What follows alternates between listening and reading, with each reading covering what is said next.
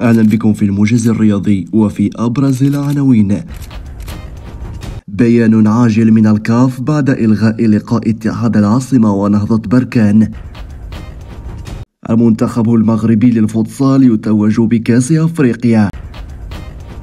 البين سبورت القطرية تفجر فضيحة كبيرة حول الجزائر. قبل المرور للتفاصيل لا تنسى الاشتراك في القناة وتفعيل زر الجرس لتتوصل بكل جديد رياضي. ظفر المنتخب المغربي بلقب كأس أفريقيا للأمم لكرة القدم داخل القاعة.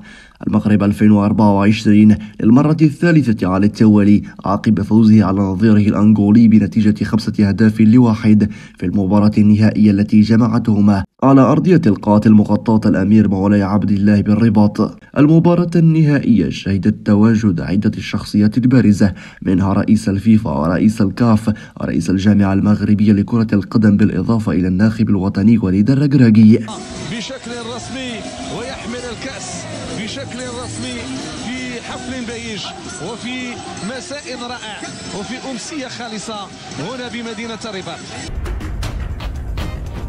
في إحدى التدخلات الصحفية لمراسل بقنوات البي إي سبورت انتقد بشدة ضعف صبيب الإنترنت في الجزائر. وقال مراسل البي إي سبورت إنه حاول إرسال إيميل بخصوص المباراة إلى جهة معينة غير أنه لم يصل، وذلك بسبب ضعف جودة الاتصالات وشبكة الإنترنت. لنشاهد. المباراة لن تلعب رسميا، المباراة لن تلعب. حاولت أرسل إيميل لكن لا يوجد نت ولا أي شيء. ممكن ناخذ مداخلة لايف في حدود دقيقتين للأخبار. جماعة في مشكل في النت وفي الشبكة، نسجل لايف. الخبر المباراة لن تلعب رسميا، المباراة لن تلعب. حاولت أرسل إيميل لكن لا يوجد نت ولا أي شيء. أصدر الاتحاد الإفريقي لكرة القدم كاف بيانا حول إلغاء مباراة اتحاد العاصمة الجزائري ضد نهضة بركان المغربي في ذهاب نصف نهائي الكونفدرالية. وألغيت المباراة بسبب أزمة قمصان نهضة بركان التي بدأت منذ الوصول للجزائر ولم تنتهي إلا بإلغائها. وجاء بيان كاف عبر الموقع الرسمي: لم تلعب مباراة ذهاب نصف نهائي كأس الكونفدرالية بين اتحاد العاصمة ونادي نهضة بركان المغربي في الجزائر مثلما كان مقررا.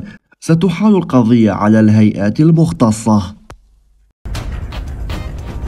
خرجت الشركة المصنعة لقميص نهضة بركان عن صمتها إثر قيام الجزائر بصنع قمصان مزورة للفريق البركاني بعدما صدرت سلطات الجارة الشرقية جميع أقمصة اللاعبين بسبب الخريطة المغربية الكاملة المرسومة عليها.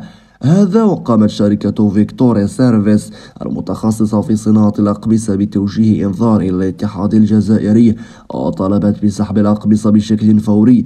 وأضافت الشركة في إنذارها أنها تفاجأت بتصرفات لا مسؤولة للاتحادية الجزائرية، وذلك بتزييف أقمصة نادي نهضة بركان عن طريق حذف الهوية البصرية للعلامة بانك سبورت من الأقمصة وخريطة المغرب المغربية وخريطة المغرب، باعتبار أن الغاية تسويقية واستهداف مستهلكي المملكة التي تمتد حدودها من طنجة إلى القويرة.